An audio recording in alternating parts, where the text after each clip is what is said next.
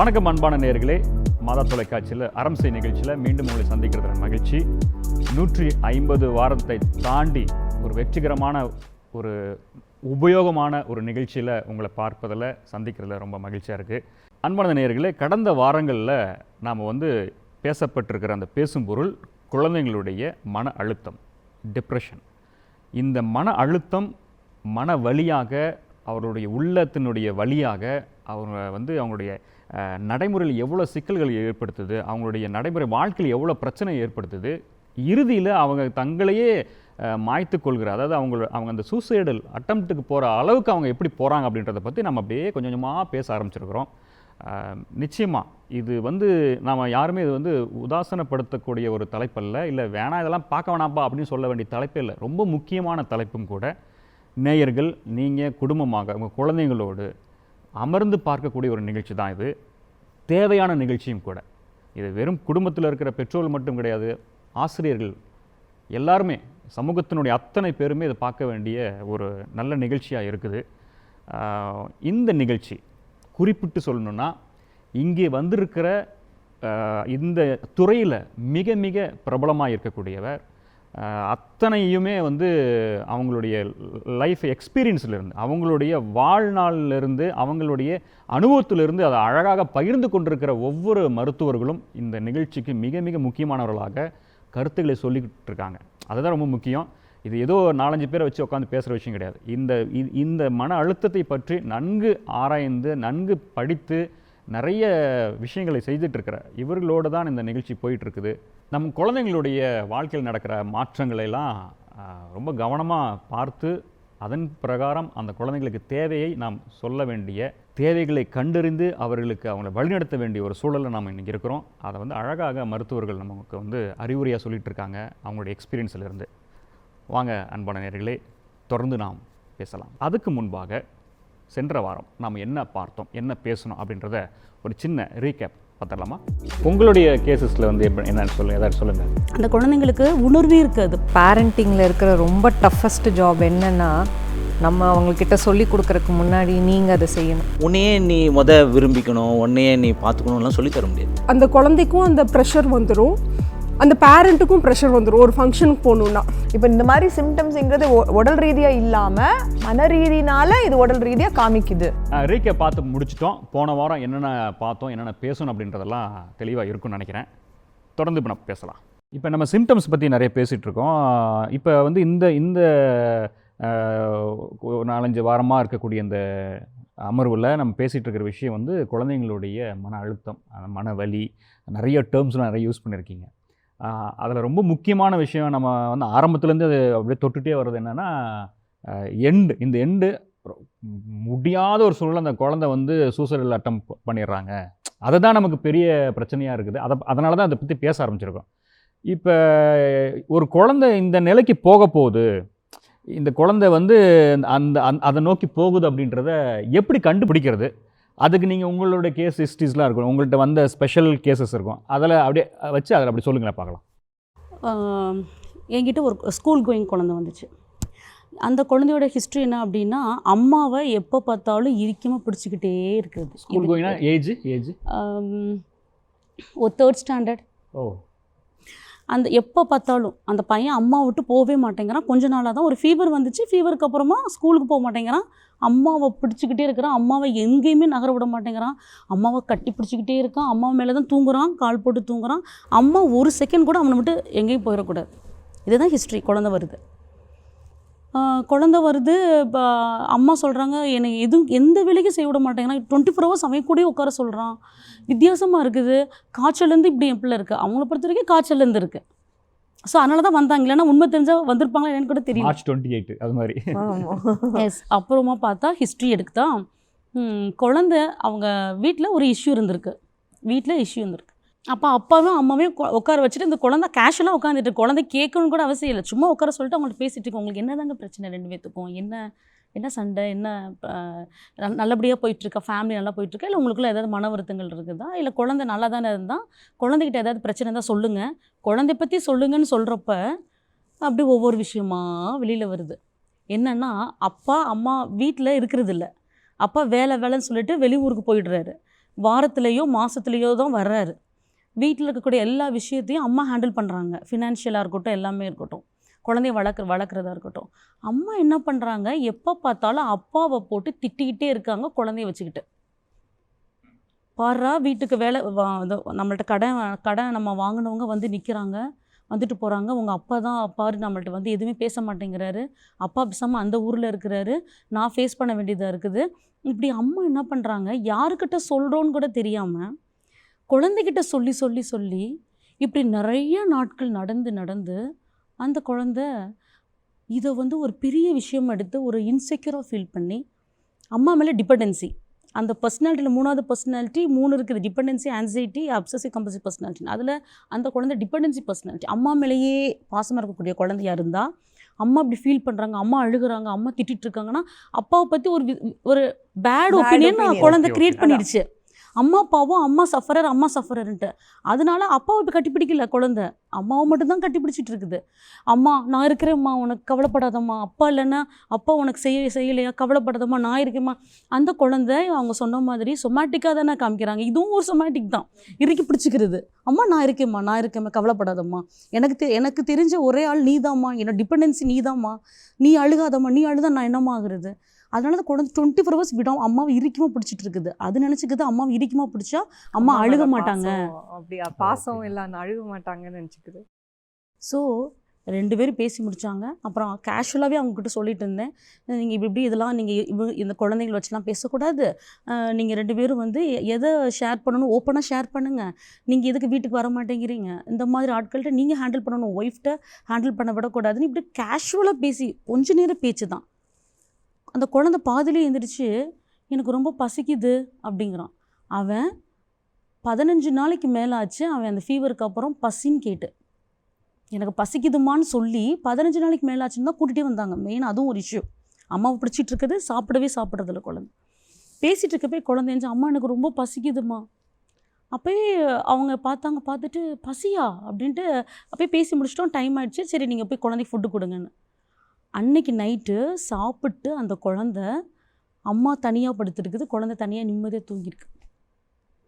ஒரு சாதாரண ஒரு பேச்சே அப்பா அம்மாவையும் உட்கார வச்சுட்டு யாரோ ஒரு 3வது ஆள் ஒரு விஷயத்தை ஃபேமிலி இஷ்யூவை பேச விடுறதுலேயே அந்த குழந்தையோட பயம் போகிறப்போ அங்கே ஃபியர் தான் மெயின், இன்செக்யூர் ஃபீலிங் தான் மெயின். அந்த குழந்தைக்கு அது டிப்ரெஷனுக்கு போக வேண்டிய குழந்தை தடுக்க முடியுது. ஸோ இந்த கிளிங்கிங்னஸை நீங்கள் யாராவது கண்டுபிடிச்சிங்கன்னா உங்கள் இந்த ஷோவை பார்த்துட்ருக்க பேரண்ட்ஸு தன்னுடைய குழந்தைங்க ரொம்ப கிளிங்கியாக இருக்குது, நம்ம ஒட்டிக்கிட்டே இருக்குது அப்படின்னா ரொம்ப அவேராக இருக்கணும். எனக்கு ஒரு கேஸ் ஹிஸ்ட்ரி. ஆக்சுவலாக அவங்க வர்றது வந்து பிஹேவியர் மாடிஃபிகேஷனுக்கு தான். அந்த குழந்தைக்கு வந்து ADHD சிம்டம்ஸ் இருக்குது. ஸோ பிஹேவியர் சேஞ்ச் பண்ணணும். அண்டு இன்னும் கொஞ்சம் கேட்கும்போது பார்த்திங்கன்னா ஸ்கூல் ரெஃப்யூசல் இருக்குது. கொஞ்சம் நம்ம அந்த ஹிஸ்ட்ரிஸ் கலெக்ட் பண்ணும்போது பார்த்தா ஸ்கூல் ரெஃப்யூசல்ஸ் ஸ்டார்ட் ஆகிருக்கு. அண்ட் ஆல்சோ சூசைடல் அட்டம்ப்ட்ஸ் இருக்குது. இப்போ ரொம்ப அக்ரெசிவாக பிஹேவ் பண்ணுறாங்க. ஸோ எனக்கு மெயினாக அக்ரெசிவாக பிஹேவ் பண்ணக்கூடாது. ஏஜ் வந்து ஒரு 7th standard, okay, almost 13 years. So எப்படி அவனை அக்ரெசிவ் பிஹேவியர் இருக்குது. ஸ்கூல்லையும் வந்து என்ன பண்ணுறதுன்னு தெரியல, கொஞ்சம் பசங்களை வந்து அடிச்சிடுறான். ஒரு கம்ப்ளைண்ட்ஸும் இருக்குது, ரொம்ப ரஃபாக பிஹேவ் பண்ணுறான். ஸோ அவனுக்கு அந்த சூசைடல் தாட்ஸும் இருக்குது, அக்ரெசிவ் பிஹேவியர் இருக்குது. ப்ளஸ் அந்த ADHD சிம்டம்ஸ் இருக்கிறதுனாலேயே டெஃபினட்டாக அவங்களால ஒரு இடத்துல இருக்க முடியாது. அந்த ஃபிட்ஜெட்டிங் எல்லாமே இருக்குது, அந்த அட்டென்ஷன் சீக்கிங் பிஹேவியர் எல்லாமே இருக்குது. ஸோ அவங்க வந்தது வந்து பிஹேவியர் மாடிஃபிகேஷன் தான், அவனோட அந்த பிஹேவியர் சேஞ்ச் ஆகணுன்ட்டு. அதுக்கப்புறம் அந்த குழந்தையோட உட்காரும்போது இன்னும் நிறைய நான் ஹிஸ்ட்ரிஸ் டிக் பண்ணும்போது எனக்கு என்ன தெரிஞ்சிருச்சுன்னா, அவங்க அந்த பேரண்டிங் வந்து ரொம்ப நல்லா பண்ணுறாங்க. அவங்க சின்ன சின்ன விஷயத்தை இப்போ மேம் சொன்ன மாதிரி அந்த ஆரம்பத்துலேயே வந்து கவனித்து இந்த சிம்டம்ஸ் இருக்குது, ஸோ இந்த இது வந்து அந்த குழந்தைகிட்ட மாற்றணும் அப்படின்னு சொல்லி ஒன்றுத்தையும் ரொம்ப இன்ட்ரெஸ்டடாக ரொம்ப டேக் கேர் பண்ணி ஈவன் ஸ்கூலில் கூட போய் பேசி என் குழந்தைக்கு இந்த மாதிரி இஷ்யூ இருக்குது, ADHDன்றது இருக்குது, ஸோ அவனால் இப்படி தான் இருக்க முடியும். ஸோ இது வந்து நீங்கள் எந்த அளவுக்கு நீங்கள் இதை லைக் டேக் கேர் பண்ண முடியும் அப்படின்ற அளவுக்கு அவங்க பேசி அவங்க வந்து அந்த குழந்தைய வந்து நல்லா தான் எடுத்துகிட்டு போகிறாங்க. ஆனாலும் இந்த குழந்தைக்கு வந்து இதெல்லாம் டெவலப் ஆகிருக்கு. என்ன இஷ்யூன்னு பார்த்தீங்கன்னா, இந்த குழந்தையும் சின்னதுலேருந்து அவங்க அம்மா அப்பா வந்து எவ்வளோ ஒர்க் பண்ணுறாங்க அந்த தனக்காக அப்படின்னு அப்சர்வ் பண்ணுறாங்க. ஒரு ஸ்டேஜில் வந்து ஒரு பேரண்ட்ஸ் மீட்டிங் வச்சு அங்கேயும் ஸ்கூல் கவுன்சிலர் இருந்திருக்கிறாங்க. கூப்பிட்டு ஒரு மீட்டிங் மாதிரி வச்சு இந்த குழந்தையும் இருக்கிறாங்க. ஸோ என்ன ஸ்கூலில் வந்து எப்படி இந்த குழந்தைய மேனேஜ் பண்ணலாம் அப்படின்ட்டு இந்த குழந்தை முன்னாடியே பேசும்போது அவங்கெல்லாம் ஒரு கன்க்ளூஷன் வந்துடுறாங்க. இந்த குழந்தைக்கு என்னென்னா, நம்மளுக்காக இவ்வளோ பேர் இவ்வளோ எஃபர்ட் போடுறாங்க, ஆனால் அந்த குழந்தை வந்து ADHD, அவன் வேணும்னு பண்ணல, இம்பல்சிவிட்டி அது.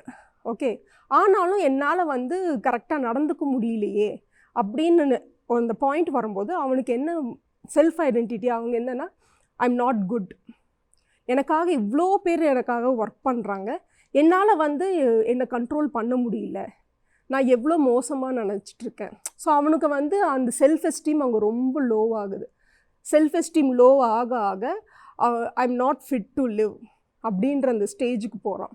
ஸ்கூலுக்கு நான் போகலை, ஏன்னா ஸ்கூலுக்கு போனால் தானே எனக்கு இவ்வளோ பிரச்சனை வருது, நான் வீட்டிலே இருந்துட்டா யாருக்கும் எந்த பிரச்சனையும் இல்லைல்ல.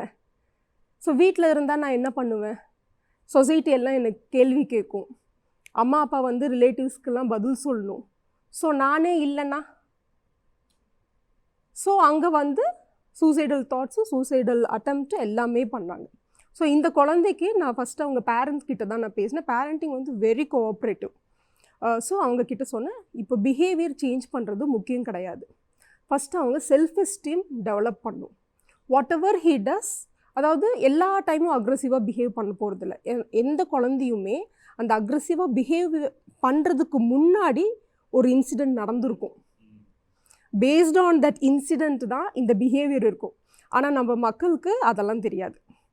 அவன் வந்து இப்படி பேசுகிறான், இப்படி எடுத்தெறிஞ்சு பேசுகிறான், என்னை அடிக்கிறான், இது மட்டும்தான் ஹைலைட்டடாக இருக்கும். அதுக்கு முன்னாடி என்ன ஆச்சு, அந்த குழந்தைக்கு ஏன் அந்த அந்த தாட்டு வந்தது, ஸோ அங்கே எங்கேயாவது ஹர்ட் ஆகிருப்பான். ஸோ அந்த அந்த சுச்சுவேஷனை அவாய்ட் பண்ணுங்க. அந்த பேரண்ட்ஸ்க்கும் தெரியும் ADHD, ஹைப்பர் ஆக்டிவ் இருக்கும், இம்பல்சிவிட்டி இருக்கும், அட்டென்ஷன் சீக்கிங் பிஹேவியர் இருக்கும். ஸோ அந்த குழந்தை வேணும்னு பண்ணலன்னு உங்களுக்கு தெரியும். ஃபஸ்ட் அதை ஸ்ட்ராங்காக போடுங்க, அவனுக்கு அந்த கம்ஃபர்ட் ஜோன் கொடுங்க. நீ எது பண்ணாலும் ஓகே, ஆனால் there is a limit. அந்த குழந்தையும் வந்து எந்த குழந்தைக்குமே வந்து எல்லாருக்கிட்டையும் கெட்ட பேர் வாங்கணுன்ட்டு கிடையாது.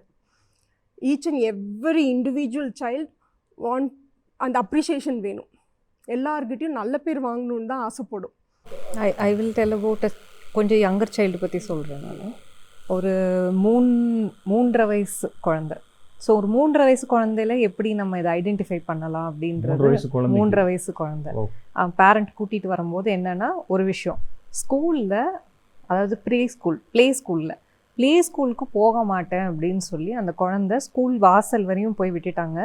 போகவே மாட்டேன், உள்ளே போகவே மாட்டேன்னு உருண்டு பரண்டு அழுது ரொம்ப எக்ஸ்ட்ரீமாக புஷ் பண்ணும்போது என்ன பண்ணிச்சு, ட்ரெஸ் எல்லாம் கழட்டி போட்டு நான் போக மாட்டேன் அங்கேயே, இப்போ எப்படி எனக்கு உள்ளே கொண்டு போய் விடுவீங்க அப்படின்ற மாதிரி நின்றுட்டாங்க. ஸோ இது வந்து ரொம்ப கஷ்டமான, பேரண்ட்டுக்கு இது ரொம்ப கஷ்டமான ஒரு சிச்சுவேஷன். இந்த மாதிரி ஒரு குழந்தை பண்ணுது அப்படின்றது, இதை ஃபோர்ஸ் பண்ணி இப்போ எப்படி ஸ்கூலில் கொண்டு போய் விடுறது நம்ம. அப்போது இந்த ஒரு ப்ராப்ளம்காக தான் வந்திருந்தாங்க. என்னென்னா, ரொம்ப துருன்னு இருக்கா, ரொம்ப அடம் பிடிக்கிறா, எதை சொன்னாலும் கேட்குறதில்ல, கெட்ட வார்த்தைகள் பேசுகிறாங்க, எல்லாத்தையும் வந்து சில நேரம் கோவம் வந்துச்சுன்னா எதையாவது, இப்போ டிவி ரிமோட்டு கொடுக்கல அப்படின்னா டிவி ரிமோட்டை கீழே போட்டுருவாங்க. சின்ன குழந்தைங்கள்லாம் தூக்கி வீசுவாங்கல்ல, தெரியாது, அதோட கான்சிக்வன்ஸ் தெரியாது, பட் இந்த மாதிரி கோவப்படலைன்னா தூக்கி வீசிடுவாங்க அப்படின்னு வந்தாங்க. நான் பேசும்போது குழந்தைங்க அப்பா அம்மா கிட்ட இந்த பிரச்சனை என்ன, கதையெல்லாம் கேட்கும்போது என்ன நடந்ததுன்னு கேட்கும்போது, அப்போ கூட அவங்க ஒரு இடத்துல உட்காரவே முடியல பாப்பானால. மேலே ஏறுறாங்க, குதிக்கிறாங்க, என்னை சுற்றி வராங்க, அவங்க அப்பா அம்மா மேலே ஏறுறாங்க, குதிக்கிறாங்க, பேச நடுவில் பேசிக்கிட்டே இருக்காங்க. ஸோ எல்லாமே பண்ணுறாங்க, அவங்க விதவிதமாக பண்ணுறாங்க. விஷயம் என்னென்னா, என்னை பாருங்க அப்படின்ற மாதிரி தான் விஷயங்கள் இருந்தது. அப்போது அவங்களோட ஹிஸ்ட்ரி எல்லாம் கேட்கும்போது ஒரு முக்கியமான விஷயம் எனக்கு தெரிஞ்சது என்னென்னா, எத்தனை மணி நேரம் டிவி பார்க்குறாங்க அப்படின்றது. அந்த குழந்தை ஒரு நாளைக்கு 6லேருந்து 8 மணி நேரம் டிவி இல்லைன்னா செல்ஃபோன் பார்ப்பாங்க. வீட்டில் டிவி ஓடிக்கிட்டே இருக்கும். அது வந்து குழந்தை உட்காந்து பார்க்கதான்னு தெரியல, ஆனால் இப்படி நடக்கும்போது, போகும்போது, அப்படி போகும்போது, இப்படி போகும்போது அதில் இருக்கிற வார்த்தைகள் எல்லாம் உள்ளே ஏறிக்கிட்டே இருக்குது. அதில் சீரியல் ஓடலாம், இல்லை ஒரு கார்ட்டூன் ஓடலாம், கார்ட்டூனில் அவங்க பேசுகிற விதமாக இருக்கலாம், திக்கி திக்கி பேசுகிற கார்ட்டூன் எல்லாம் இருக்குது. ஸோ எல்லாத்தையும் உள்வாங்கிக்கிறது, உள்வாங்கிட்டு அதுவே தான் எப்பயுமே போயிட்டுருக்கு. அண்ட் அவங்களோட இதில் வந்து இப்போ தூங்குவாங்க, இப்போ எந்திரிப்பாங்கன்னு ஒரு ரொட்டீன் பெருசாக இல்லவே இல்லை. ஸோ எல்லாம் சேர்ந்து என்ன ஆயிடுச்சு, அந்த குழந்தைக்கு வீட்டில் இப்படி எல்லாம் இருக்குது. இதை நீங்கள் கட் பண்ணி டக்குன்னு போய் டிவின்னு எல்லாம் கட் பண்ணிவிட்டு டக்குன்னு கொண்டு போய் ஸ்கூலில் விடுறோம். இப்போ இது வந்து எப்படின்னா ஒரு அடிக்ஷன் மாதிரி ஆயிடுச்சு. அதுலேருந்து நீங்கள் பிரேக் பண்ணி ஒரு இடத்துல கொண்டு போய் விடுறீங்கன்ற போது அது எப்படி அவங்க வெளிப்பாடு பண்ணுறதுன்னு தெரியாமல் கோவமாக இந்த மாதிரி விழுகிறது, ரோல் பண்ணுறதெல்லாம் காமிக்கிறாங்க. அதுவும் ஒரு விதமான என்ன எதிர்ப்பு காமிக்கிறதும் ஒரு விதமான இந்த மென்டல் ஹெல்த் ப்ராப்ளம் இருக்கிறதுக்கு ஒரு சிம்டம் மாதிரி தான். அதீத எதிர்ப்பு காமிக்கிறது. அந்த அதீத எதிர்ப்பு எதனால் வருது அப்படின்னு நம்ம போகும்போது, ஹிஸ்ட்ரி போகும்போது நம்ம அதை ஐடென்டிஃபை பண்ணுறோம். அப்போ நம்ம ஒரு சில டெக்னிக்ஸ் எல்லாம் சேஞ்ச் பண்ணுறதுக்கெல்லாம் சொல்லி கொடுக்கும்போது, பட் என்ன இங்கே முக்கியமான விஷயம்னா ஐடென்டிஃபிகேஷன் அண்ட் அந்த பேரண்ட்டுக்கு ஒரு அவேர்னஸ் இருந்தது. We have to seek help. நிறையா வீட்டில் அடித்து கொண்டு போய் அங்கே விட்டுருவாங்க. ஆனால் அடி வந்து இதுக்கு ஒரு பதிலான்னு கேட்டிங்கன்னா கிடையாது. நான் வந்து என்னோடய கிளினிக்கில் 17 வயசு பொண்ணு +2 ஸ்டார்ட் பண்ணுறாங்க. அவங்க அம்மா தான் கூட்டிகிட்டு வராங்க. இவங்களோட ஹிஸ்ட்ரியெலாம் நீங்கள் பார்க்கும்போது அன்பான அம்மா, அப்பாவும் ரொம்ப அன்பானவர். வீட்டில் பெரிய சண்டை அதெல்லாம் கிடையாது. ஒரே பொண்ணு, அன்பாக வளர்க்குறாங்க, அவளுக்கு தேவையானது எல்லாம் செய்கிறாங்க. அவளுக்கு சந்தோஷமாக தான் வளர்றா. நீங்கள் ஹிஸ்ட்ரியிலலாம் ஒரு பிரச்சனையெல்லாம் ஒன்றுமே இல்லை. எதுவும் நம்ம இவ்வளோ நேரம் பேசின மாதிரி கொடுமைகளோ புரிஞ்சிக்கலையோ இதெல்லாம் இல்லை. இப்போ வந்து சரியாக மார்க்கெல்லாம் கம்மியாகுது. +2 வந்ததுலேருந்து அந்த ஐஐடி ப்ரிப்பரேஷன் பண்ணிகிட்ருக்காங்க. அதுக்கு போய் இந்த கிளாஸ் டெஸ்ட் எழுதுறதுக்கு முடியல. மார்க்லாம் கம்மியாகுது, இனி டெஸ்ட் எழுத மாட்டேன் அப்படின்னு தோணுது. முன்ன மாதிரி காலையில் ஸ்கூலுக்கு எந்திரிச்சு போகிறதே ஒரு இன்ட்ரெஸ்ட்டாக போகிறதில்ல. இவ்வளோ தான் போகிறாங்க ஸ்கூலுக்கு, ஆனால் அது ஒரு இன்ட்ரெஸ்ட்டாக பண்ணுறதில்ல. மார்க்லாம் குறையுது, இவ்வளோ தான். அவங்க அம்மா கூட்டிகிட்டு வந்தது வந்து இவ கவலையாக இருக்காளோ அதுவாக இருக்கலாம்னு கூப்பிட்டு வரல, மார்க் குறையுதுன்னு தான் கூப்பிட்டு வந்தாங்க. அதுதான் நமக்கு பிரச்சனை, வேற எதுவும் பிரச்சனை இல்லையே. ஆனால் இதுவே ஒரு முக்கியமான சைன் தான். இதுக்கப்புறம் அந்த பொண்ணுகிட்ட கேட்கும்போது பார்த்தீங்கன்னா, இந்த இந்த பொண்ணுக்கு டிப்ரெஷன் இருக்குது. எப்படி டிப்ரெஷன் வருதுன்றதை விட அந்த டிப்ரெஷனோடையே ரொம்ப நாள் இருந்துட்டதுனால இப்போ சூசைடல் தாட்ஸும் வருது. இப்போ நம்ம என்ன நினைக்கிறோம், சூசைடு நம்ம சாவறதுக்கு ரெடி ஆகிறது மட்டும் நினைக்கிறோம். சூசைடல் தாட்ஸ்ன்னு இருக்குது. நீங்கள் ரொம்ப நாள் கவலையில் இருந்தால் தாட் ஆட்டோமேட்டிக்காக வரும், நம்ம வாழ்கிறதே வேஸ்ட்டு தானேன்ட்டு. இப்போ அந்த பொண்ணு சொல்லும்போது சொன்னாங்க, சார் எனக்கு ஒன்றும் சாவணும்லாம் நான் நினைக்கல சார், ஆனால் அந்த தாட் வருது சார், எனக்கு என்ன பண்ணுறதுனே தெரில. தாட்டு தானாக வரும். நான் ஏன் வந்துச்சுன்னு பார்த்தா, இந்த பொண்ணு நல்லா படித்தா பெருசாக ஆகலாம், நல்லா படிக்க வச்சுருக்காங்க. படிக்கிறத தவிர வேறு எதுவுமே செய்ய வைக்கலை. தான் வாழ்க்கையில் படிப்பு பண்ணால் போதும்னு தான் வளர்த்துருக்காங்க. எல்லாத்தையும் கொடுத்துட்றோம் படின்னு சொல்லியிருக்காங்க. இப்போ அந்த படிப்பில் இவ்வளோ போர்ஷன் இருக்கும்போது முடியாமல் போயிடுச்சுன்னா அப்படின்றப்ப, அப்போ எல்லாம் தன்னுடைய வாழ்க்கை கனவு, வீட்டோட கனவு, இந்த அன்பு கோட்டையோட கனவே உடையுதே. அப்போ அங்கே டிப்ரெஷன் வரப்போகுது, வந்துருச்சு. அப்போ சூசைடல் தாட்ஸ் வந்துருச்சு. இப்போ இவங்க கூட்டிகிட்டு வந்துட்டனால, நல்ல வேளை மார்க் குறைஞ்சனால கூப்பிட்டு வந்தாங்க, இல்லைன்னா மார்க் குறையலாம் கண்டே பிடிச்சிருக்க மாட்டாங்க. இந்த மாதிரி தான் நிறைய பேர், சார் நல்லா இருந்தாங்க எப்படி சார் சூசைட் பண்ணாங்கன்னு கேட்பாங்க. சின்ன சைன் தான். யூஸ்வலாக என்ஜாய் பண்ணுற ஒரு விஷயத்த இப்போ என்ஜாய் பண்ண மாட்டாங்க. எக்ஸாம் ஆசையாக போய் எழுதிட்டுலாம் வருவாங்க, அப்புறம் பார்த்தா இப்போ வந்து அந்த இன்ட்ரெஸ்ட் இல்லை. ஸோ அதுக்கப்புறம் உட்காந்து பேசினப்ப, அப்போ இந்த குழந்தைங்களுக்கு நம்ம என்ன பேக் ஸ்டோரியில் என்னென்னா, எல்லார் வீட்லேயுமே நம்ம என்ன தான் தாண்டி மிச்சதெல்லாம் பேசினாலும் ஒரு குழந்தைய எப்படி எடை போடுறோம். இந்த குழந்தை என்ன பண்ணுது அப்படின்னா, 8வது படிக்குது, எப்படி நல்லா படிப்பானா, நல்லா படிப்பான்ட்டா குட் பாய், நல்லா படிக்கலான்னா பேட் பாய். நல்லா படிக்கிறவன் 2 பேர் குத்து அடிச்சுட்டு வந்தால் கூட இன்றைக்கி வந்து பேட் பாய்ன்னு சொல்ல மாட்டேறாங்க. அது ரொம்ப கொடுமையாக இருக்குது. கேரக்டரே அங்கே தான் ஃபிக்ஸ் பண்ணுறாங்க. ஒரு நல்ல மார்க் எடுத்த பையன் கிளாஸில் யாரையும் அடித்தா கூட பெருசாக பனிஷ்மெண்ட் கிடைக்காது. இதுவே கம்மியாக மார்க் வாங்கணும் பண்ணால் பெரிய பனிஷ்மெண்ட்டு, ஸ்கூல் ஃபுல்லாக ஓட சொல்லுவாங்க. இப்போ எவ்வளோ ஒரு இது இருக்குது. அப்போ படிப்பை மட்டுமே வச்சு அவங்க வளரும் போது இதில் எப்போ ஒரு தொய்வு வந்தாலும் அப்போ அதில் வந்து உங்களுக்கு டிப்ரெஷன் வருது. அதனால தான் பேரண்டிங்கில் நாங்கள் சொல்கிறதே வந்து நிறைய ஸ்கில்ஸ் வேணும், நிறைய விஷயங்களை பாராட்ட வேண்டியிருக்கு அவங்களுக்கு. வெறும் பாடத்தை மட்டும் கிடையாது, வீட்டு வேலை செய்யணும். வீட்டு வேலை செஞ்சால் நாளைக்கு பிழைக்க முடியும். உன்னுடைய டாய்லெட்டை நீ கழுவி கூட பழகணும். நாளைக்கு வேலைக்கு வரலைன்னா யாரும் உன்னுடைய சாமானை நீ கழுவணும். இது இது இது வந்து ஒரு வேலையாக கொடுத்துட்ருக்காங்க. இது அவனுடைய டே டு டே இதுவே ஒரு ஸ்கில்லு, உழைக்கிறதுக்கான ஸ்கில்லு. மற்றவங்களுக்கு ஹெல்ப் பண்ணுறதுக்கு ஒரு பாராட்டு. உங்கள் தாத்தாவுக்கு கூப்பிட்டு போய் ஏதாவது ஒன்று வாங்கி கொடுத்து வந்தியா, அதை பாராட்டலையே. இதெல்லாம் விஷயம் கிடையாது, இதெல்லாம் பண்ணிடுறீங்க, மார்க் ஒன்றும் இல்லையே அப்படின்னு சொல்லிட்டா, அப்போ எல்லாம் முடிஞ்சு கடைசியில் அங்கே வந்து நின்றுக்காங்க. அப்போ நீங்கள் இதெல்லாம் உதாசீனப்படுத்திட்டு நீங்கள் மார்க்குக்கு மட்டும் மரியாதை கொடுத்தா அப்போ அவனும் அப்படி தான் நினைப்பான். அப்போ என்னை எடை போடுறதே மார்க் மட்டும்தான். நான் மற்றவங்களுக்கு நல்லது செஞ்சாலும் பெருசு இல்லை, என் தம்பி தங்கச்சிங்களுக்காக அன்பு காட்டினாலும் பெருசாக தெரில, வீட்டு வேலை செஞ்சாலும் பெருசாக தெரியல, இவங்களுக்கெல்லாம் எதுவுமே பெருசாக தெரில, மார்க் மட்டும்தான் தெரியுது. அதை மட்டுமே வச்சுட்டு இருக்கும்போது எல்லாராலையும் அப்படி வாங்க முடியுமா? எத்தனையோ இன்டெலிஜென்ஸ் இருக்குன்றாங்க. அவங்க ஒரு ஓவியம் வரைகிறத சூப்பர்னு சொல்கிறதோ, சரி எல்லாரும் அச்சீவ்மெண்ட் பண்ணுறதுக்கு தான் பார்க்குறாங்க. ஏன் அச்சீவராக இல்லாமல் வாழக்கூடாதா? ஏன் சும்மா வாழக்கூடாதா? வரைஞ்சாலே ஆர்டிஸ்டாவாக அதை நம்ம ஆக்கிடணும். ஏன் ஆர்டிஸ்ட் இல்லாமல் சும்மா வரையக்கூடாதா? சும்மா வரைஞ்சி வச்சுக்கூடாதா? எதுலையாவது ஒன்று அச்சீவ் பண்ணும்ல. இப்போ ஏதாவது ஒன்று கண்டுபிடிச்சி நம்ம அச்சீவ் பண்ணணுன்னா இவன் எதுவுமே நல்லா செய்ய மாட்டான் சார்ன்றாங்க. ஏன் எதையுமே சூப்பராக செய்யணும்? ஏன் சாதாரணமாக செஞ்சால் என்ன? கண்டிப்பாக அவங்க சொல்கிறது கரெக்ட். நம்ம பேரண்ட்ஸ் கிட்ட பேசும்போது உங்கள் குழந்தையோட ஸ்ட்ரென்த் என்ன அப்படின்னு கேட்போம். ஸ்ட்ரென்த்னா என்ன நல்லா பண்ணுவோம் உங்கள் குழந்தைனா அப்படியே யோசிப்பாங்க. ஏன்னா குழந்தையோட எல்லாமே பேட் திங்ஸ் தான் உங்களுக்கு ஞாபகம் இருக்குமே தவிர குழந்தையோட ஸ்ட்ரென்த், உங்கள் சைல்டோட ஸ்ட்ரென்த் என்ன சார் மேடம் அப்படின்னு கேட்டுட்டோன்னா அப்படியே ஒரு 2 மினிட்ஸ்க்கு எல்லாருமே அது இதே என்ன பிரச்சனைங்கன்னு சொன்னா லைனா வரும். வந்தது அதுக்கு தானே வந்தோம். இந்த நெகட்டிவ் இது மட்டும் தான் எல்லாம் ஃபோக்கஸ். உங்கள்கிட்ட வரோம் எதுக்கு வரோம்? நாங்கள் லிஸ்ட் ரெடி பண்ணி வச்சுட்டு போறானா வைக்கிறான்டா நீங்க அப்படிதான் கொட்டுறதுக்கு வரோம். அப்போ அவங்க டாக்டர் தினேஷ் சொல்றது பெர்ஃபெக்ட்லி கரெக்ட் தான். நம்ம ஸ்ட்ரென்த், குழந்தையோட ஸ்ட்ரென்த் ஏன் நம்ம அவன் என்ன நல்லா பண்றா அதை நம்ம பார்ப்போமே. இல்லை, இன்னொரு டிஃபிகல்ட்டான ஒரு கொஸ்டின் எல்லா குழந்தைங்களும் ரொம்ப கஷ்டமான ஒரு ஆன்சர் சொல்லுவாங்க. ஒரு எனி டீனேஜர் ஒரு குழந்தைகிட்ட நம்ம இந்த கேள்வி கேட்குறோம், நைட்டு 12 மணிக்கு உனக்கு ஒரு வாழ்க்கையில் ரொம்ப கஷ்டமான ஒரு சுச்சுவேஷன் வந்தால் யாரை கூப்பிடுவேன் அப்படின்ற ஒரு கேள்விக்கு ஒரு சில குழந்தைங்கனால ஒருத்தரை கூட நேம் பண்ண முடியல. இப்போ ஒரு சொசைட்டியில் இவ்வளோ பேர் இருக்கிற ஒரு சொசைட்டியில் எனக்கு ஒரு ரொம்ப கிரிட்டிக்கலான இல்லை ஒரு கடினமான ஒரு சுச்சுவேஷன் வரும்போது என்னால் ஒருத்தரை கூட கூப்பிட முடியல ஹெல்ப்புக்கு, இல்லை கூப்பிட்டு வீட்டில் இருக்கிற அப்பா அம்மாவை கூட தட்டி எழுப்ப முடியல அப்படின்னா அது எவ்வளோ ஒரு கொடுமையான விஷயம்னு யோசிச்சு பாருங்க. ஏன்னா இதுவும் வந்து ஒரு ரிஸ்க் இருக்குது. அப்போ எனக்குன்னு இந்த உலகத்தில் என் பேச்சை ஒரு பாரபட்சம் பார்க்காம ஜட்ஜ் பண்ணாமல் நான் சொல்கிறத அப்படியே கேட்பாங்க.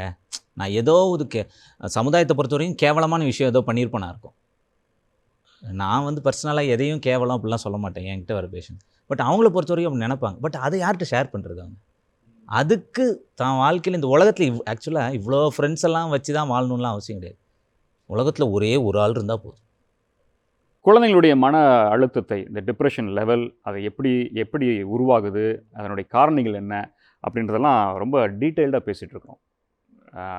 மருத்துவர்கள் ஒவ்வொருவருமே அவங்களுடைய அனுபவங்களிலிருந்து, பார்த்த செய்திகளிலிருந்து, தெரிந்த செய்திகளிலிருந்து, படித்ததிலிருந்து ஒவ்வொன்றையுமே அழகாக நம்மகிட்ட சொல்லிகிட்டு இருக்கிறாங்க. நேயர்களே, தொடர்ந்து வரும் வாரங்களில் இன்னும் அதிகமாக நமது குழந்தைங்களுடைய வாழ்க்கை நல்ல முறையில் அமைத்து கொள்வதற்கு இந்த மன அழுத்தம் எவ்வளோ பெரிய முக்கிய பங்கு வகிக்குதுன்றதை நம்ம பார்க்க போகிறோம். இதை நம்ம சாதாரணமாக கடந்து போனோம்னா அது நம்மளோட குழந்தையுடைய வாழ்க்கையே கேள்விக்குறியாக்கிடும். அந்த அளவில் நாம் இந்த நிகழ்ச்சியை ரொம்ப கவனமாக பார்க்க வேண்டிய கட்டாயத்தில் இருக்கிறோம். தொடர்ந்து நாம் வரும் வாரங்களில் இன்னும் அதிகமாக பேசலாம். நேயர்களே, இது கோவை ஜீவஜோதி கலை தொடர்பகம் பெருமையுடன் வழங்கும் மாதா தொலைக்காட்சியின் அறம் செய். மீண்டும் அடுத்த வாரம் சந்திப்போம். நன்றி, வணக்கம்.